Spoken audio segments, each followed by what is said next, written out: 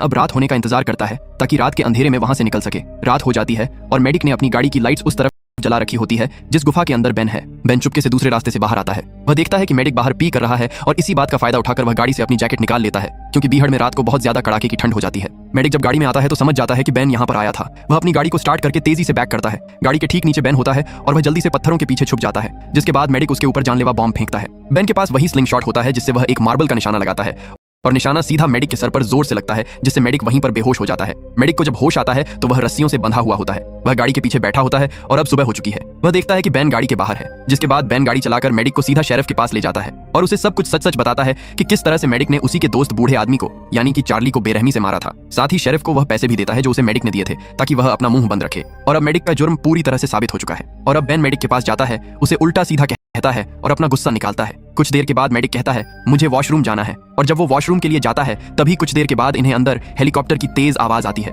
Ben भागता हुआ बाहर जाता है और देखता है कि मेडिक हेलीकॉप्टर में बैठ रहा है और वह यहाँ से उड़कर इनकी आंखों के सामने भाग जाता है। दरअसल उसके पास जो स्मार्ट वॉच थी उससे उसने अपने साथी को इन्फॉर्म करके यहाँ पर बुला लिया था और अब वह यहाँ से अपनी जान बचाकर भाग चुका है। इस पूरे डरावने इंसिडेंट के बाद बेन यह तय करता है कि अब वह इस गाइड के काम को कभी नहीं करेगा। वह शहर जाता है जहाँ पर वह अपनी गर्लफ्रेंड से मिलता है, उसे पूरी घटना के बारे में विस्तार से बताता है और कहता है कि अब मैं हमेशा तुम्हारे साथ ही रहूंगा, मैं उस काम को हमेशा के लिए छोड़ चुका हूं। और एक रात को जब वह अपनी गर्लफ्रेंड के साथ आराम से सो रहा होता है तभी उसे भयानक सपना आता है कि मेडिक उसके सामने है, उसके हाथ में गन है और वह उसे शूट करने वाला है। घबराहट में उसकी नींद खुल जाती है। वह देखता है कि उसके सामने कोई नहीं होता, पर जैसे ही वह एक बार फिर से अपनी आंखें बंद करता है मेडिक की असलियत में आवाज आती है।